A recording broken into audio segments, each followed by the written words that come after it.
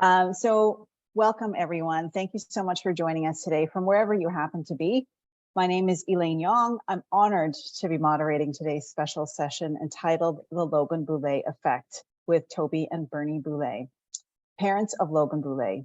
We will have some time for questions, so feel free to pop them in the chat, or if you have comments, feel free to do that through the presentation. Just to share a little bit about me, I'm a transplant mom, advocate and fundraiser for pediatric transplant research through the Transplant Research Foundation of BC. I'm a patient partner in research and a communications professional. And I happen to be coming to you today from Western Australia, Kalbarri to be exact, a very small, tiny little place. We're about 6 hours north of Perth.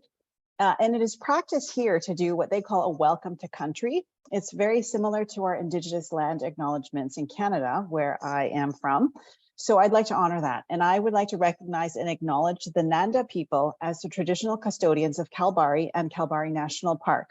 I pay my respects to all Aboriginal people, elders past, present, and emerging, and their continuing connection to the land, waters, and culture. Now, I know you're all on different territories and nations where you're coming from, so please take a moment to acknowledge your traditional custodians. And you can do that, just to yourself, or if you'd like to share that in the chat, please do so. And the reason that I'm here in Australia is actually a very fitting connection to today's talk. Last week, if you didn't know, Perth hosted the World Transplant Games, and my 12-year-old daughter, Addison, competed in swimming and track as part of Team Canada. Addison received her beautiful gifted heart at just 3 weeks old, and we'll be celebrating her 12th heart anniversary next weekend. Now, the World Transplant Games are an incredible celebration of a second chance of life, demonstrating the success of transplant surgery and promoting the need to raise public awareness of organ and tissue donation. It's really hard to describe what it's like to be there as part of the Games. You're surrounded by this worldwide transplant community, all ages, all organs, every story unique, but united through transplant. And, the one thing that's just so striking is the most touching moment of this entire week is when the living donors and the families of angel donors walk into the stadium during the opening ceremonies. I mean, I just get emotional thinking about it. There's thunderous applause, everyone stands, everyone's crying. It's just a really, really special and incredible and powerful moment because, at the end of the day, donors are the reason we're all here. And I think of every donor and donor family member as my hero. Toby and Bernie Boulet, their daughter Mariko, and their angel Logan are all heroes. Now, I still remember hearing the news of the terrible Humboldt Broncos hockey team bus crash on April 6, 2018, as details started trickling out. Hockey is the lifeblood of Canada. So this was really just this unspeakable tragedy that affected everyone. Within 24 hours after the crash, we started hearing on social media that 21-year-old Logan Boulet had given the ultimate gift of love and life to 6 people as an organ donor after he passed. And I remember actually reading that initial message from their family friend as it went viral.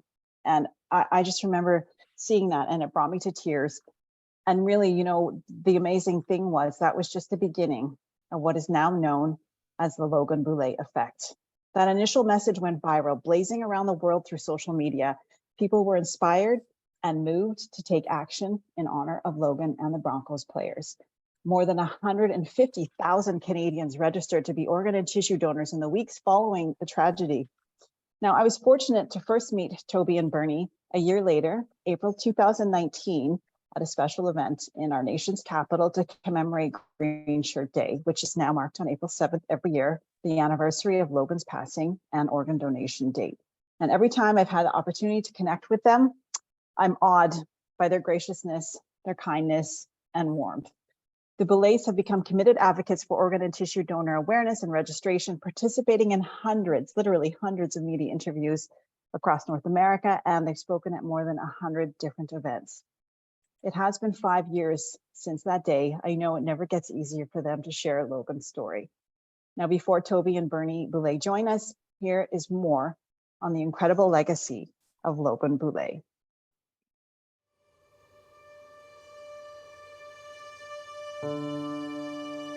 In his bedroom, where his absence is so strongly felt, it's hard to appreciate the Logan Boulet effect. People like, it's so cool, and I was like, it's not, because like my brother's not here. Do you realize what had to happen? Like, he's gone.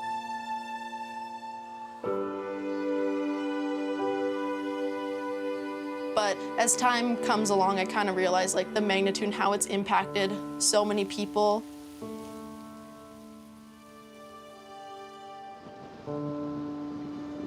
The Logan Boulet effect began here at the Royal University Hospital on Friday, April 6th, the night of the Broncos bus crash. The next morning, Toby and Bernie Boulet were informed that their 21-year-old son had suffered an irreparable brain injury. Logan's parents decided to go public with some private information.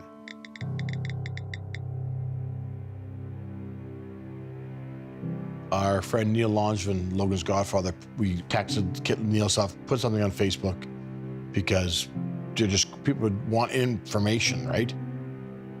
Hours later, Logan's godfather posted on social media. All counted, 6 people will receive the gift of life. Then on Sunday at the vigil, it became obvious by then that people across Canada were registering to become organ donors, and we were like, wow. The Humboldt Broncos tragedy swept across social media. The news about Logan Boulet, a registered organ donor, and his gift of life provoked an incredible reaction. Thousands upon thousands of people responded, with not just thoughts and prayers, but with action. If he was able to respond and be like, no, it's nothing. Like, that's just what we should do. Like, I'd be like, whoa, like, this is a little bit overwhelming. I don't know why I'm getting all this recognition. In April, organ donor registration rates spiked right across Canada. I want Logan's legacy to be that he gave back. And obviously his legacy with the organ transplants is generational, because the people who receive them, their life will go on. They will have children, grandchildren. It just says that he's a smart and compassionate, caring young man. Rick Suggett, Logan's trainer and mentor, inspired Logan to become an organ donor. When Rick passed away in 2017 from a cerebral hemorrhage, he also gave the gift of life to 6 people. He'd be like super proud of that kid.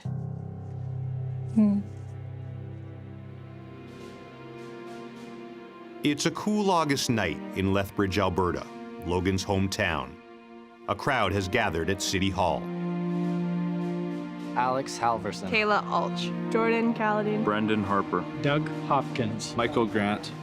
They have volunteered their faces, their voices. Logan Boulet. Logan Boulet. Logan Boulet. Logan Boulet. Logan Boulet. Logan Boulet. Logan Boulet. Logan Boulet. Logan Boulet. So that the Boulet family knows personally why they became organ donors. Logan was the best of us. He drove me to want to make a change. It all started with Logan. I became a donor because Logan inspired me to do so. I'm very proud to have those conversations with my family and make a difference. It's the least I could do. I became a donor because people are dying on the wait list every day. I became a donor because it's the right thing to do. The day after I saw the social media movement that him and his family created, I went down and signed my donor card. We think of him as someone who's brave and someone who cares about other people. Logan is my son, and I'm very happy and honored that all these people came. Logan Boulet effect is amazing. My son is amazing. Thank you to everybody that came out tonight and continue to sign up to become organ donors. Thank you.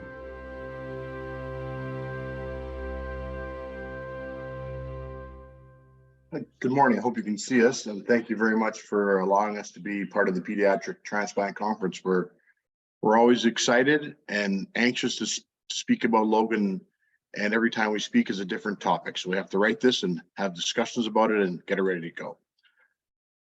When we arrived back in Lethbridge after the vigil in Humboldt on Sunday, we just opened our front door. Logan loved the sunshine, so we opened our front door and just let the sun come in, and it stayed open for over 3 months. After the funeral, and people just stopped in and visited. For 3 months, we always had visitors. And then one day, nobody came, and we looked at each other like, nobody came today. And that was the beginning of the next phase, that nobody came. But then it's kind of odd that Logan's godfather, Neil, that did the post, he's sitting in our living room one day as people are coming to visit. He's working on his laptop. He became our kind of our media guy. Interviews would go through Neil. He set that up so that we weren't always just completely pounded with interviews. And Neil just looks across from the coffee table with me and says, "They're going to come." And I said, "Who's going to come?" He says, "I don't know, but they're going to come." And they came, and that's okay, because we had decided already we want to be advocates. It was interesting. We actually got a call just days after the crash from a person who was becoming an advocate and really wanted to make a connection with us. And it was called The Angel's Legacy. And it was weird for us because we were thinking about it being our loss, not a general public loss. But then we really realized as we got asked for interviews and got connected with different organizations, that our loss was impacting so many other people. The video you just saw was from TSN. They came and spent 2 full days with our family. Then we got calls from other media people, then Sports Illustrated. The interviews came, the people came, and it was out of kindness and sincerity. One time we had a cameraman come and he was taking the photos and wiping his eyes while the sound man hid behind a chair crying and not being able to talk to us. We saw then how the impact of our loss was impacting others. Then we went to our first talk, and it was with the Southern Alberta and Saskatchewan Kidney Foundation of Canada. And people came to us, and that was our really our first talk in the open to people about Logan. And people just kept coming to us and being incredibly thankful for what we were doing. And that really made us realize at that time what a difference our loss had made to so many people and how it had given hope. We've talked at all kinds of things. Later that fall, we went to We Day in Ottawa and got to talk there to a crowd of about 15,000 future leaders, youth leaders, and just to see that the impact that we could make and the difference that could happen from our loss. And how it was becoming the Logan Boulet effect. And that is what we wanted to do, is to know that our work was being accepted and it was making an impact. So Green Shirt Day itself, it came a gentleman named David Peckham. He phoned us in June of 2018 and just asked questions about Green Shirt Day, and we're interested, and we're like, go away. We don't do anything like this. We just want to talk to people, but not make a national movement. And so I said, well, give us a couple of days and call us. So he called us back and we had questions. We went to some friends. He answered all our questions and we came up with Green Shirt Day. And so Green Shirt Day is on April 7th, and it honors not only the Logan Boulet effect, but also honors the Humboldt Broncos, and it brings awareness to organ and tissue donor registration across Canada. We don't raise money. There's no donation button anywhere. Just that's what it's all about. Green Shirt Day has become quite a large thing in Canada. It's a day after the Humboldt Bronco tragedy. There's been over $300 million in American sales of the t-shirts. The light up billboards across Canada, electronic billboards across Canada are lit up green with Green Shirt Day slogans. There's also they lighting up the large national monuments, municipalities, city halls, bridges across Canada that have that event. And just locally, there's road hockey games, parades, luncheons, and we host annually a Green Shirt Day family skate. Green Shirt Day has been really interesting for us to go through, but it's all about having conversations and talking about organ donation and tissue transplantation, and the whole idea is to have those conversations happen. So usually people are always saying we don't want to have those kind of talks with young children. So I teach grade 2 here in Lethbridge, and when the first Green Shirt Day came in 2019, we wanted to do something for that at our school. And I was very thankful that I had administration that were incredibly supportive, and our people at the board office, our superintendent and the executive council of our school division were supportive and said, yes, you can do what you would like to. So we went from having an assembly that wasn't so much about donation to one that was about donation and talking about organs and tissues and what organ donation was like. And we were talking to students from kindergarten to grade 5 and talking about organ donation, because what we wanted to happen is we wanted to have the children take that conversation home to their families and have a kitchen table talk where they are just trying to talk about organ donation and how they are just making a difference by saying to their families, it's not that scary. If it ever happens to me, and we all know it's just that little small percentage where that actually can happen. But the families have already thought about it. And that assembly just took that home to, we have over 600 kids at our school at that time, and took that home to their families to have the conversation. And that's what our message was really about. So Green Shirt Day is huge. It encompasses so many different people, and we're always thankful at every event that we have and we host for Green Shirt Day, that someone comes up to us and has a connection to organ transplantation, and that they're thankful that we're doing this. And I think that many families are thankful that they don't have to try and bring up that subject, that their kids bring it up, and it's just a matter of conversation. So Green Shirt Day has indeed made an impact, and that's what the Logan Boulet effect has created. And Logan, often we get asked questions about, tell us about what Logan is like. What is he like? We talk about Logan all the time as if he's still here, because he's part of our family. And he is the reason that we do this, because he was always kind of the person who stood in the background, never wanted that recognition, never wanted to be in the limelight. Yes, he could be the life of the party, and yes, he could make people laugh, but that was never his intention. On his team, he was always the person that was in the background. He was the person that included people. He made sure that there was not the I in team, that he was always part of the whole process and worked together.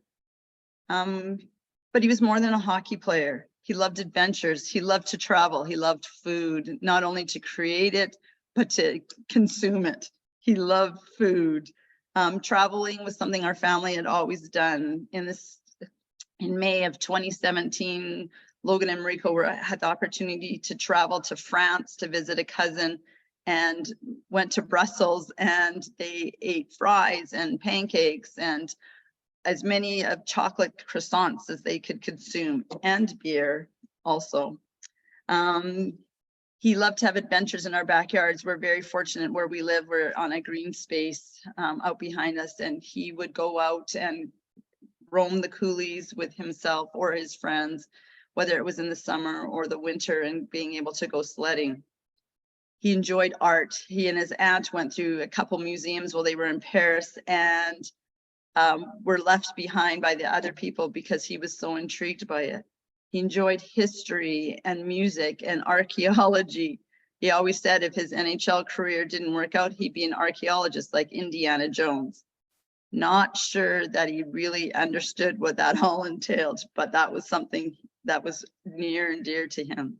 He loved Lego. Right up until our last Christmas together, he wanted a set of Lego for Christmas, which I found rather funny, as my 20-year-old son wanted his set of Lego.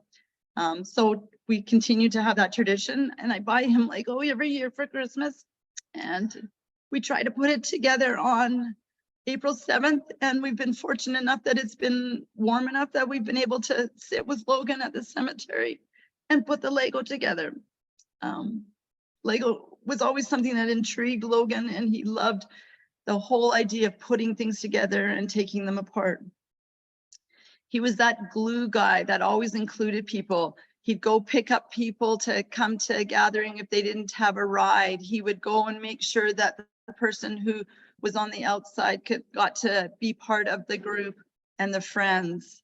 It was always kind of fun, something that Logan did, and made sure that if you were the new guy in the dressing room, that you got included and someone talked to you.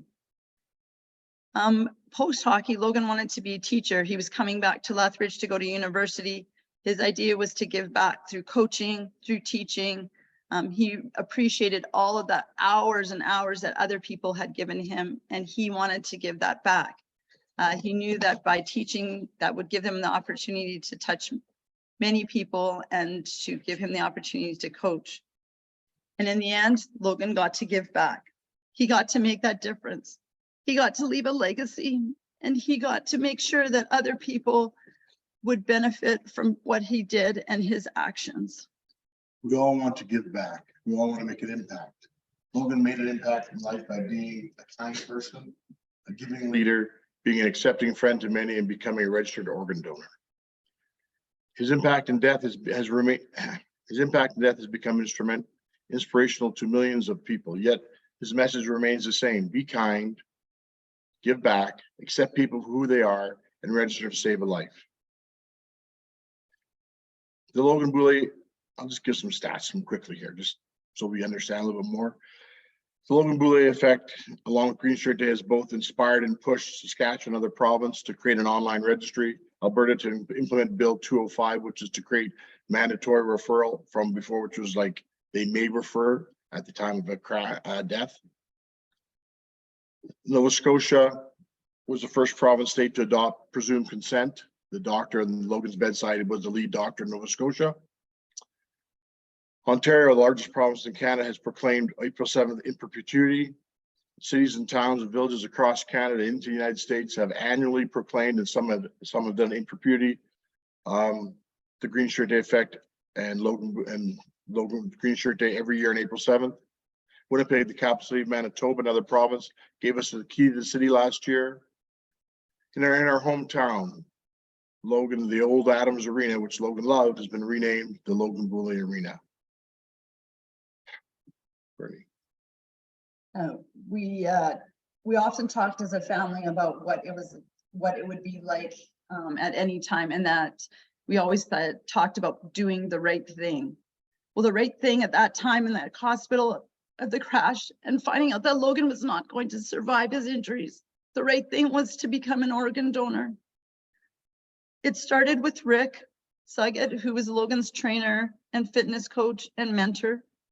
Then it was Logan, and then the waves went across Canada, the United States, North America, the world.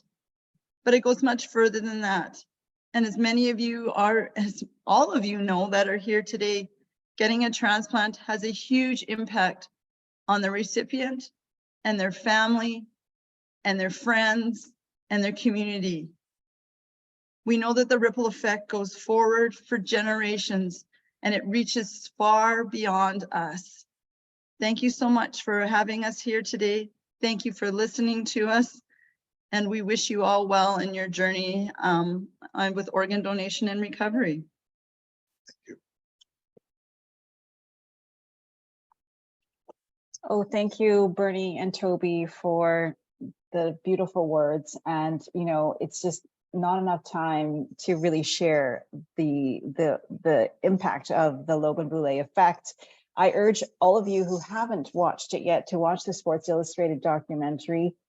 It's so powerful. There's so much more about the story with how this all came about. I mean, just how the whole conversation Logan had with you guys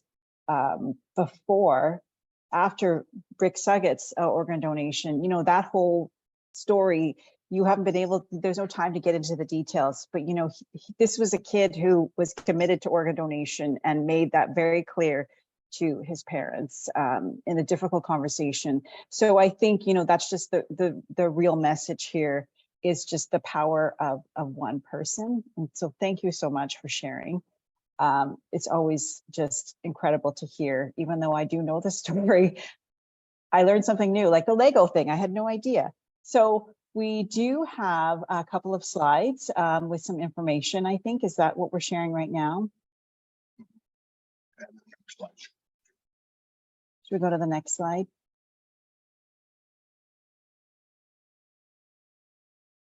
Yeah, so there's the information.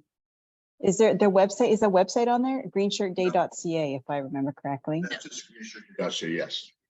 Okay. And we were very fortunate that this past year that the design was done by a two-time organ recipient, and knowing that all that happened, how that impacted her, because she was actually on dialysis waiting for a kidney transplant at the time of the crash. So we're very fortunate to have her as part of our team.